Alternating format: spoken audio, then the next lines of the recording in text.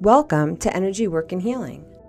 I'm Tricia George, an energy healer and intuitive guide, here to help you reconnect with your body, your energy, and your truth. This podcast is all about blending spiritual integrity with practicality, offering grounded insights, energy tools, and real conversations to support your healing journey. Whether you're just beginning or deep into your process, you are in the right place. Let's dive into this together.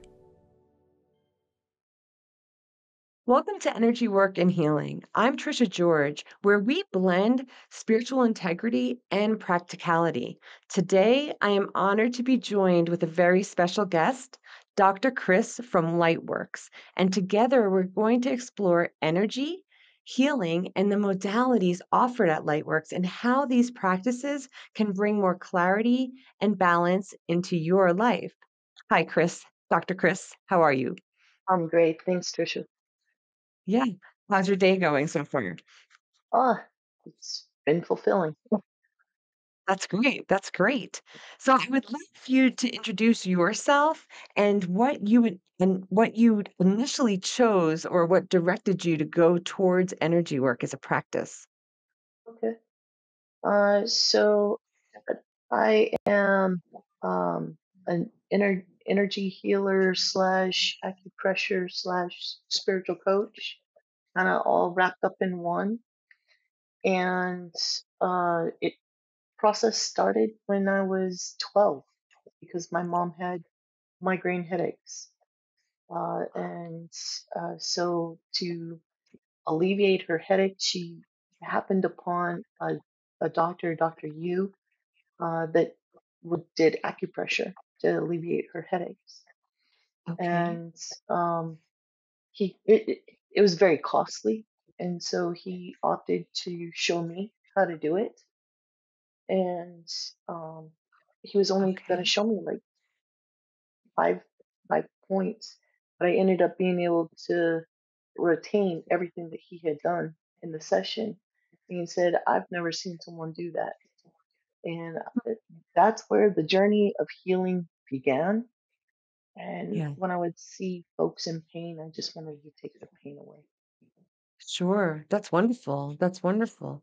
So, did your mother actually receive the healing? Was she open to the healings? That's Yes, she fantastic. was. Yeah. Yeah, that's fantastic. And how long did you practice with her for? Was it daily, weekly? Like, Usually about every other day. She had chronic migraine headaches, and so she would ask, if I could kind of help. And so I would take them, I would alleviate some of the pain that she was in. that's And fantastic. yeah, so it was pretty much on at least every other day. That's great. So that was really the pivotal moment for you to sort of like see your path or your calling in your Hmm. life. That's fantastic. That's fantastic. That's great. And then how did that influence you today in your practice? Like how does that assist you now?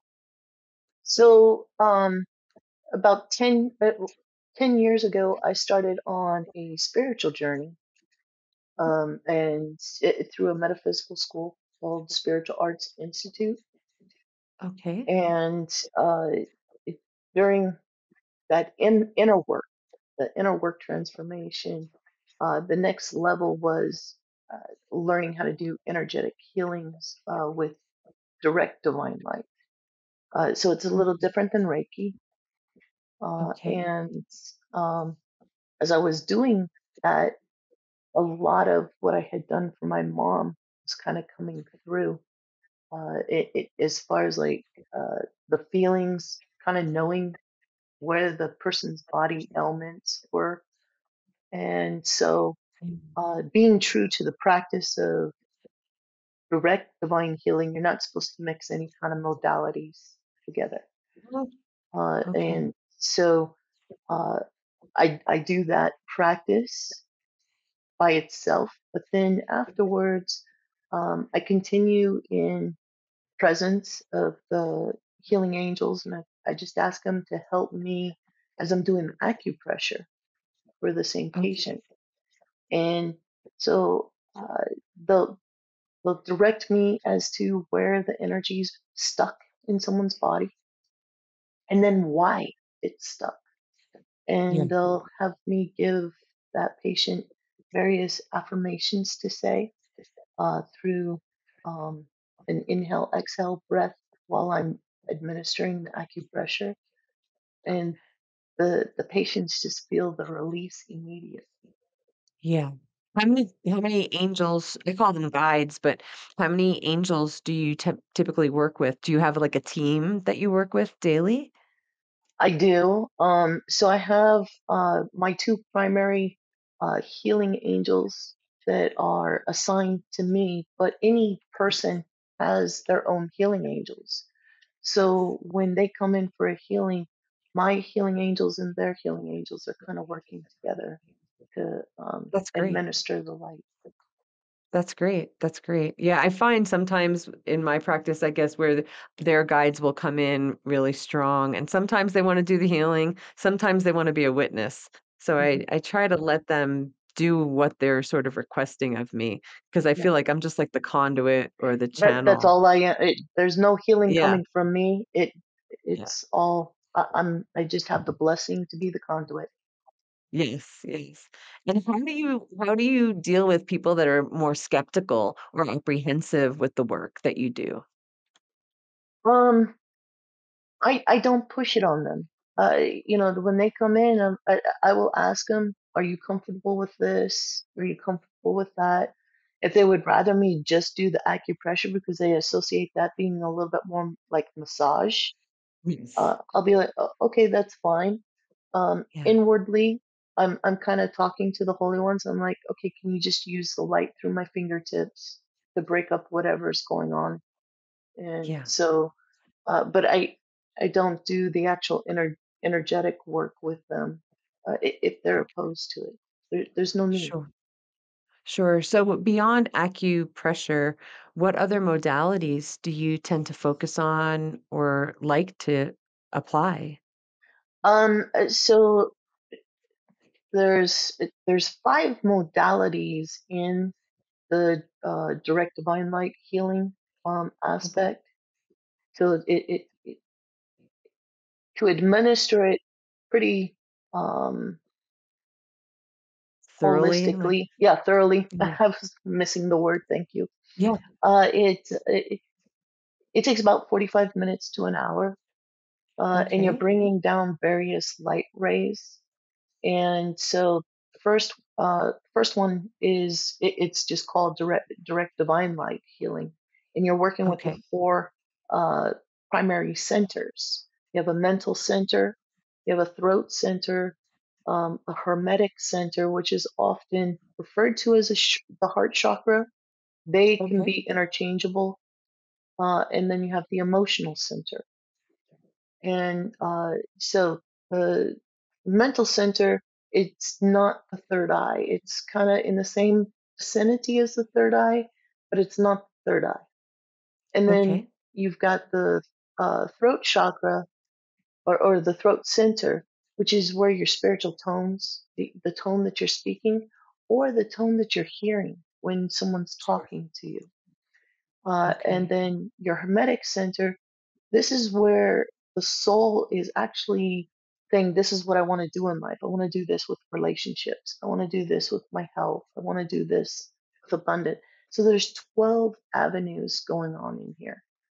Oh, And then for the emotional center, it's right above the navel, uh, inward, and at the core nucleus, that it's love. And sure. so you work with those four, and usually you give about anywhere from 3 to 5 light rays for each of those four. Then you go into an astral template healing, and that's Okay. working with the astral template chakras, and there's 7 of those. And Okay. then you do an etheric healing, which is the body's chi.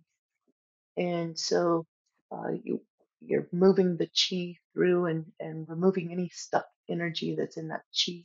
It's about 2 inches to 4 inches above the body itself, and you kind of feel the energies. you're kind of stagnant. So you're just kind of doing some sweeps and whatnot. And Be in the then auric field? Sorry to interrupt you. Would that be like no, sort of where I would interpret the auric field to be? it is within the auric field, Okay. but the auric field itself is like 2 feet around us. Yes, So, yes. um, but this really, from the body relationship, it's about 2 to 4 inches above the body Okay. and that valley there. And you can really feel where someone's got a lot of tension that's kind of Yeah. prohibiting a flow, an easy flow. Sure. And and then there's the nerve body healing. And so that's on the back, and there's uh,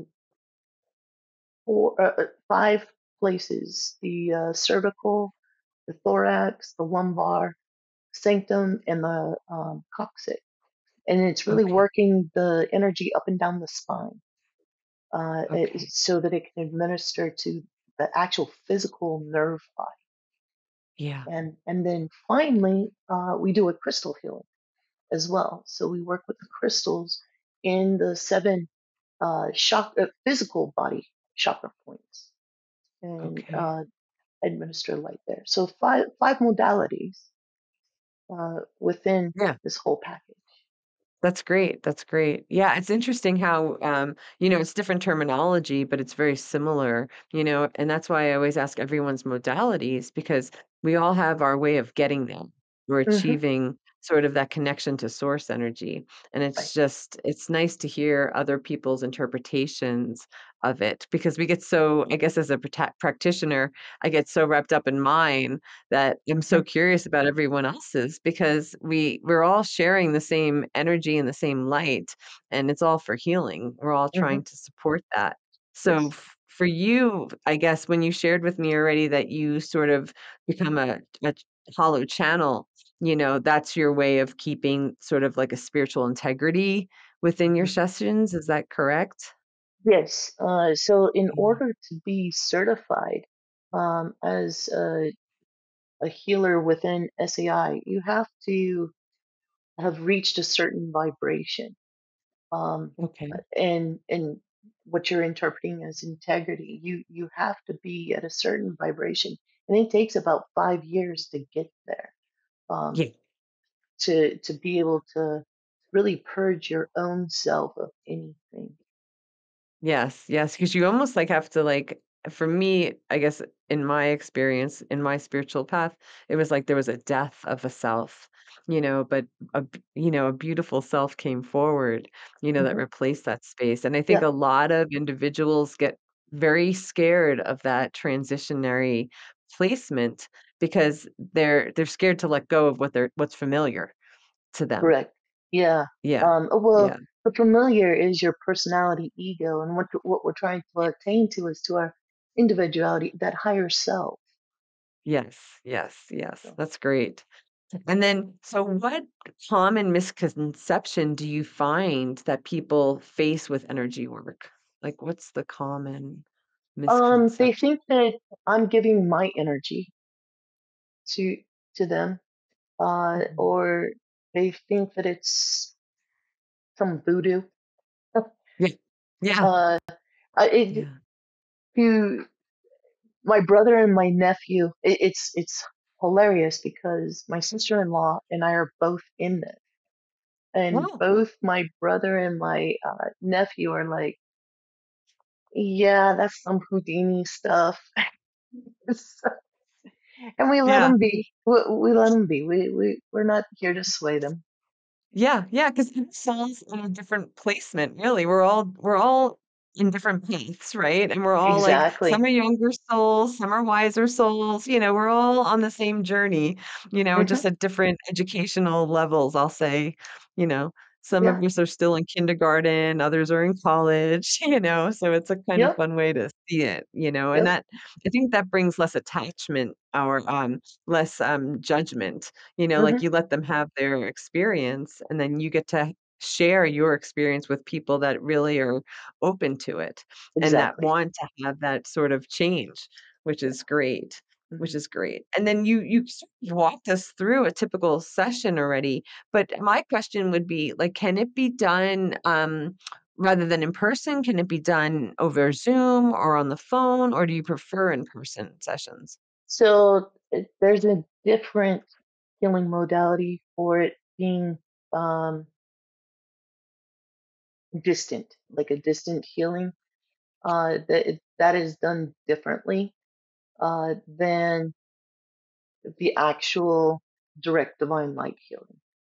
Oh, do you wanna So share the remote one with us? Or yeah, sure. So the remote is you're in meditation and you take yourself to your higher self point, and then you're connecting to the Christ consciousness. okay. And from the Christ consciousness, you're asking permission from the other person's higher self, if they would allow for that healing.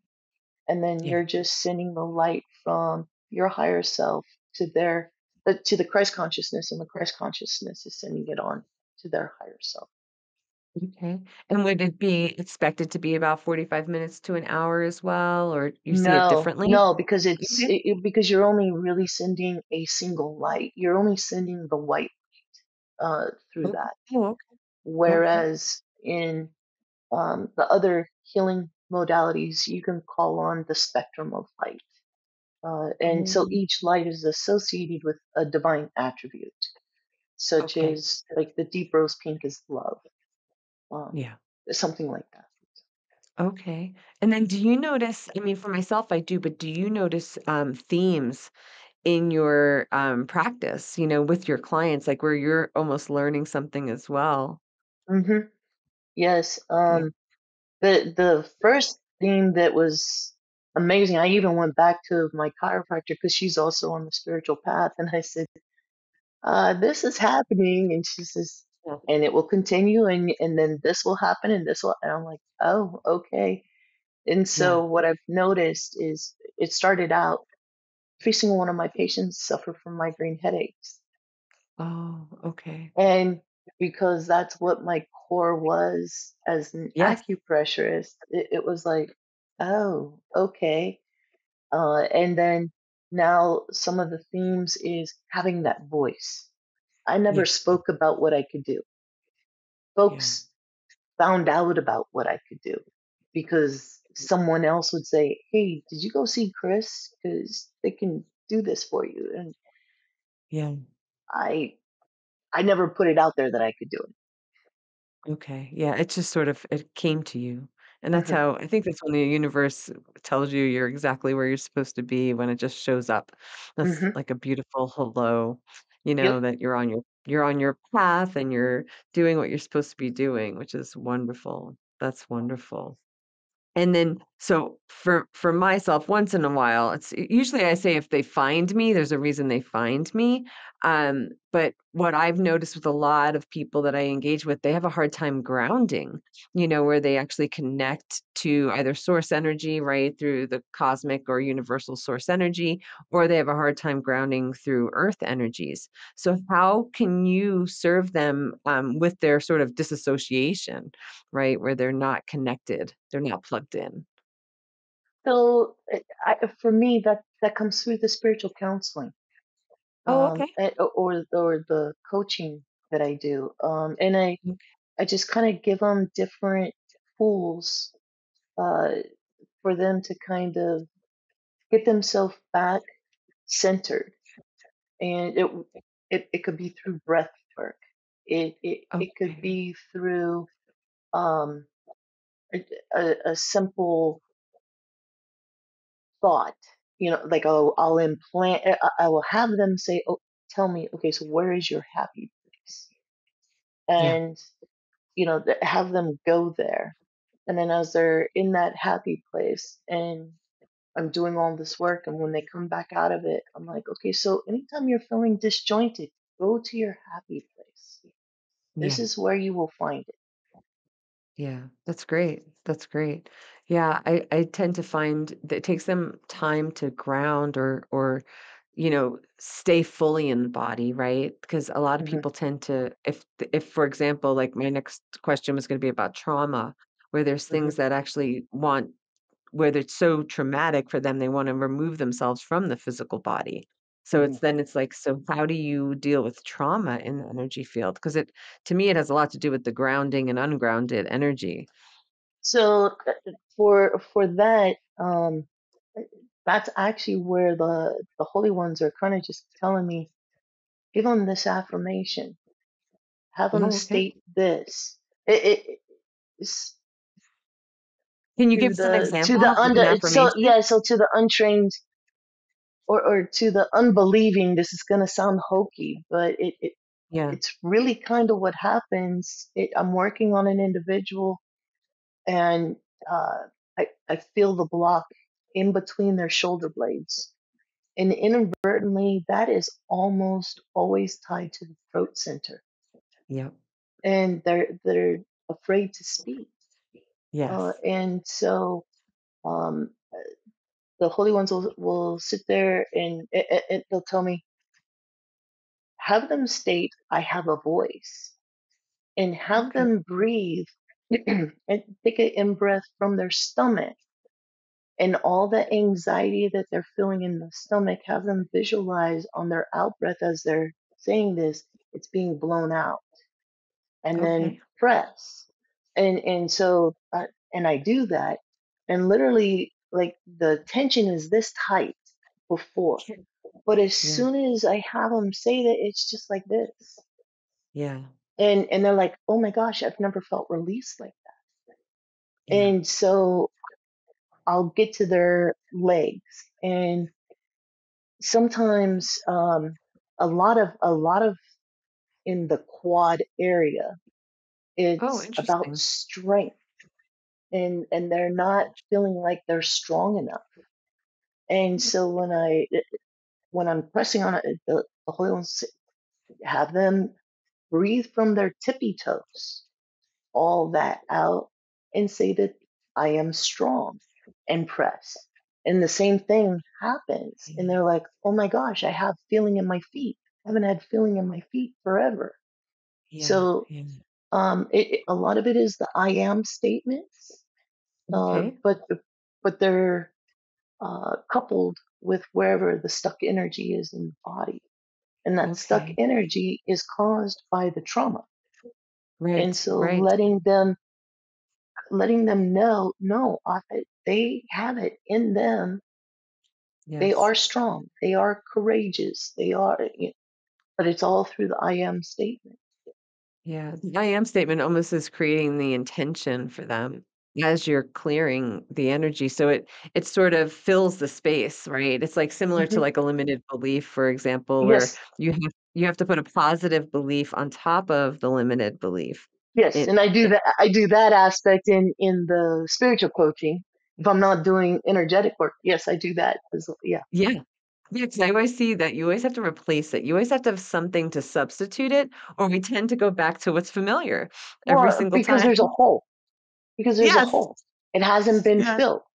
Yes, yes, yes, yes, absolutely, absolutely. Now you shared your experience with your mom, but and then understanding, of course, confidentiality. Is there one client that stands out in your mind, that was really just a miraculous shift that was just like so like blowing you away to experience that transformation in that person? Yes.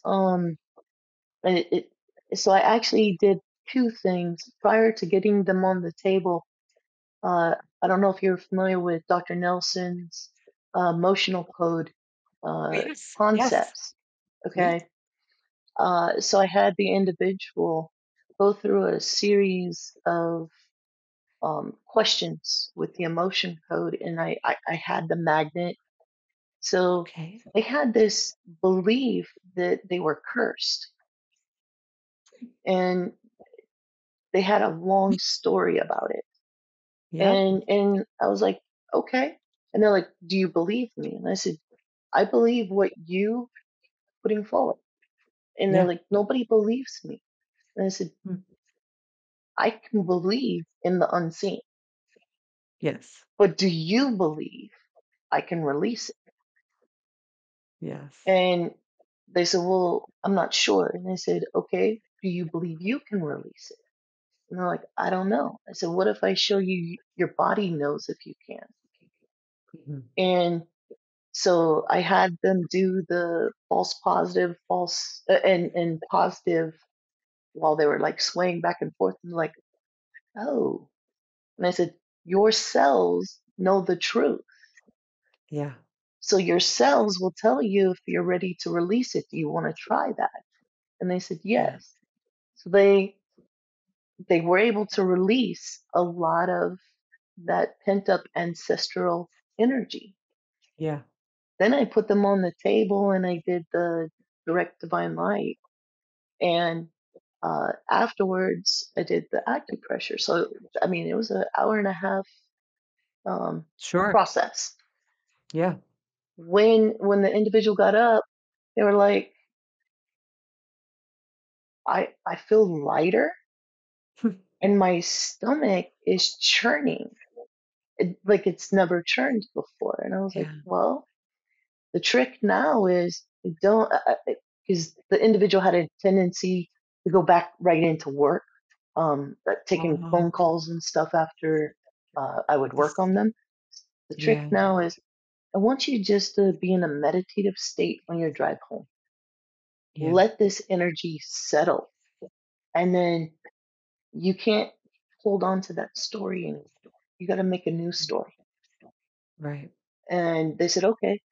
2 days later, they said, I have never felt release like that. And I went from taking 600 milligrams of caffeine to combat migraine headaches to 150. That's great. That's great. Yeah, that's wonderful. That's wonderful. I love hearing the stories of the shifts because really it takes two more than two people if you think about it, if we have our Yeah. guides, but it's the Hmm. it's the two people and the yes to choosing to make the change, that really Yes. strengthens the whole practice, and then when you have your spiritual team with you, it's Yeah. even stronger because you Hmm. have their team, your team, and then the two of you as well. So that's fantastic. That's fantastic. Yeah, thanks for sharing that one. So, and then for myself, I tend to work with chakras a lot. I know you mentioned it a little bit, but do you find that you use them in your modalities? I know you shared with us other ways, but I was Yeah. just curious. Yeah. The modalities, the only modality that specifically uses the chakra is the astral temple. No, The okay. rest are using the centers, which are Okay. the spin Those 5. points. Okay. It's four, and Okay. then and I also work a lot with the meridians Oh, okay. Okay. And that's through acupressure through or the acupressure and also the etheric template work. So okay, okay. on the etheric template, that's you're really aligning each of the meridian points. Oh, great. That's awesome. That's Yeah. awesome. And then what about the auric field? I know what you said you worked within it, but do you Mhm. actually use, like for myself, I guess I see 12 auric layers all the time, but do you tend to use those at all or do you choose So another route? I uh, for the individuals that I'm working on, no. For myself, yes, daily, because I work with all the divisions, purifying Yeah. them, instilling them with the various divine attributes that I want to portray. So, That's yes. great. That's great. And then I always love this question because we sort of need it, but how do you practice daily hygiene? So how do you cleanse your own space and your own energy field? I know I do it before my sessions and in between my clients, and I'm always just so curious how other practitioners do it for themselves. Yeah, so really the process starts the night before. You're preparing the mind body the night before for all the clients that I may see for that day. And Okay. I'm also kind of doing that remote healing to the clients to kind of do that preparatory work before they're coming into my presence. Are you So sorry, are you sending your angels to them or are you sending yourself to no, them? I'm sending the white light through the consciousness. So at first, I'm wrapping myself up in a bubble of protection, I wrap the space in a bubble of protection, and then I wrap the individual in a bubble of protection so that their atoms stay within themselves. And Okay. whatever's released is released by them. Their stuff is not coming into me. I'm not going Yep. into them. It- And it literally is just transmutations. Hmm. And then, but the night before, I'm saying that prayer of, okay, please send them the white light, prep Yeah. their mind, body, soul to receive what they're supposed to receive that next day, Okay. and conduct whatever healing needs to be done in before. And Yeah. so then when they arrive, I do their healing, always change the setting because their atoms are now in the setting. So Okay. one of my spiritual mentors commented on Patricia flowers, where she would not use a hand towel twice because the black atoms were in the hand towel from Huh. the previous cleanse. And so I just make sure that everything that is in the space is completely clean, like brand Clean. Yeah. new. Yeah. And then anything that they have touched, I've sent the white light in for purification for the next Yeah. person's come. That's great. That's great. Yeah. And then what advice would you share, I guess, to other practitioners, regarding either protecting their space or avoiding burnout? Um, Um, I actually have not had any kind of burnout feeling since starting with SAI. Now, prior to SAI, I did it wrong. okay. And I will say I did it wrong. If you've ever watched The Green Mile, and the guy touched he was a prisoner that went and helped the woman that had cancer, and so he had touched her and breathed in her cancer. Then he would Hmm. breathe it out. Well, that's what I was doing originally with the acupressure, and I didn't Okay. know that that's what I was doing. And it took me a long time to figure out, oh, I got to be able to release this. And the only way I could release it was to be submerged in water. And Interesting. so for the longest time, that I did get burnt out from that. But when Yeah. I started with SAI and they showed me all these other ways of protecting myself, I don't have the burnout because I'm not taking on their energies. Yeah. If Yeah. anything, I'm gaining because Yeah. as they're blessing them, they're blessing me too. So I'm getting a double Yeah. whammy, and I'm like, Yes. this is great. What I Yeah. do have scattered throughout the healing space is transmuting crystals, the smoke rose quartz. Okay. So when an individual's entering into the presence, whatever they had outside, it's immediately getting hit by that smoke rose quartz. Sure. Uh, and then I have diffusers with the Floridian water, so it's kind of just cleansing their auric field as they're walking through. Okay. It kind of like a portal type thing. So I'm doing a lot of these pathways just to keep presence calm, Okay. no matter who's walking in the space. And I have anywhere from 5 or 6 people coming in throughout the day, and Okay. everyone says, "Why is it so peaceful in here?" Yeah. Yeah. So, Yeah. Yeah, because you set the tone for the space, really. You set mhm, the I do it a little differently.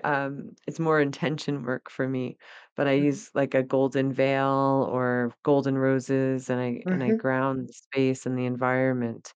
But yeah, I love because yours is setting like a visual as well as the moisture would create like a sensation even mhm, within the environment as they're yeah, passing through the mhm, threshold, right? I love the use of thresholds. yes. So in my practice. So yeah, that's fantastic.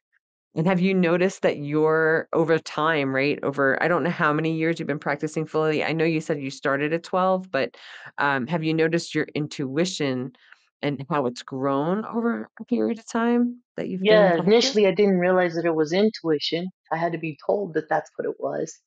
Interesting. Okay. Yeah, I didn't have any kind Yeah. of terminology for it, so Context. now I kind Context. of have that, and I'm like, oh, okay. And then um,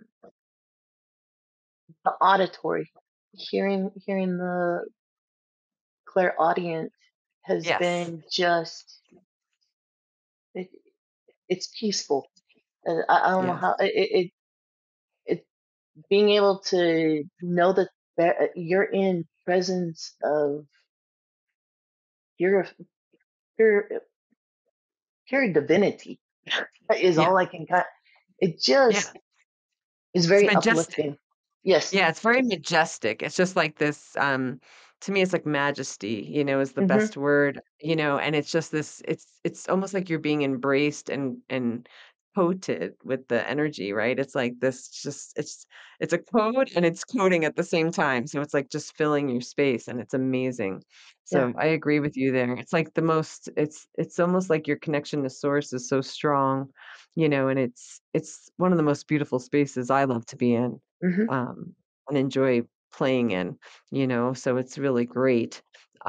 Now I tend to give homework to my customers. I don't know if Yeah. you give homework or not, but do you have a favorite spiritual tool or a toolkit that you use for So a lot of yourself or yeah. So a lot of times, whatever affirmations that they've received on the table, okay? I tell them, okay, you need to be using these affirmations through the next week, and usually for every customer I have them commit to me for about 6 weeks because Oh, that's when they're gonna really see the transformation because now they're becoming in the practice themselves, mm, okay. and so uh, each week I'll check in with them. Okay, so how did those affirmations go?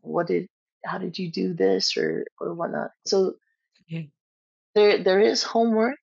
Um, a, yeah. I partner with a local gemstone um, Oh, place, and so I'll send them over there, and I'll say you need to go to Megan, and she's going to give you the right crystals that you need to have, and place them where you predominantly stay in your home, okay. so that the crystals can kind of have that gravitating effect for you as you're doing your own meditations. Right, because 'cause you're charging them in a way with your own energy and your own Mhm. frequencies. Yes, So, that's fantastic. So so when it comes to healing, right? Because that's what this is all about, is we're working on healing of the spiritual body, right. how do you define that as part of your spiritual practice? To me, they go hand in hand. You can't have Yeah. one without the other. Yeah. And Mhm. so folks come in thinking, okay, I'm just so drained. Can you just give me an energy healing? Okay. And then we'll start there. But then, as the affirmations are coming out, like, okay, well, I think you need to work on some of these other places. Yeah. Would you like to set up coaching aspect? And most often they either want to combine the two sessions together. So Okay. like half of the session I'm doing coaching and the other half I'm doing the healing, Okay. or they have two different appointments. And so in the spiritual coaching now we can get to the root cause of what is going on and truly eradicate that limiting belief. Yeah. And so now their mind is being transformed, their spirit's being transformed, and their Yeah. energy is being transformed. Yeah, it's awesome. It's great. It's great. And what do you find as the deeper purpose of energy work? Like, what do you think the the pinnacle is, like the highest point that we're trying to attain through energy work? Really to get back to love. Yeah. I Yes. mean, it, Yes. when you look at the spectrum, at the heart of the spectrum is that love energy. Yes. And everything else bleeds off of that love energy. And if we Yes. can shine that as brightly within ourselves, everything else will come. Yes. Yes. I always tell people that the heart should be your first mind. and then take that analyzer and just bring it down to like 10% and then just operate from your heart. And Hmm. I totally agree with love being first and foremost, in all Hmm. of this. It's definitely about having the ability to give it, and receive it at the same time without any sort of limitations. I don't know if Hmm. you deal with heart walls at all. I'm so curious. Do you deal with that at all? Most definitely. I mean, Yeah. because Yeah. you've any person that says that they've done forgiveness, they've probably done the first or second layer of forgiveness, but they probably haven't done the core. Because the Yes. core is now I don't even remember what I'm forgiving for. Yeah. Yeah. Absolutely. Because you've truly let go, where, yeah, they're not getting triggered anymore. Yes. Absolutely. Absolutely.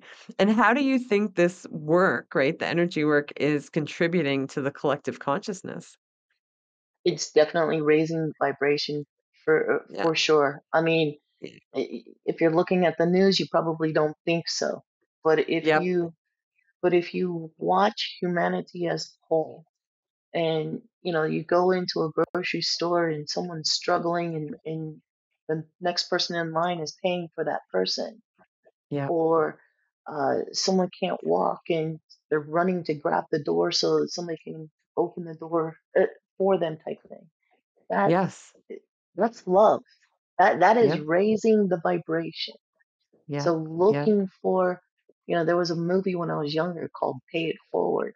I truly Yes. believe the Pay It Forward is in full motion now. Yep. Yep. Do you see a percentage? I'm just curious, like what do you perceive a percentage of the collective consciousness that has to occur before we can actually gravitate to the next step, I'll call it? Just out of curiosity. Yes, it, we have to have a collective, the mustard seed. Yeah. So Yeah. out of everything, we only have to have a collective percentage of a mustard seed. So it's Yeah. not very much before we get reach the next level. Yet Yeah. if we're not even at the mustard seed, we've got some work to do. Yeah.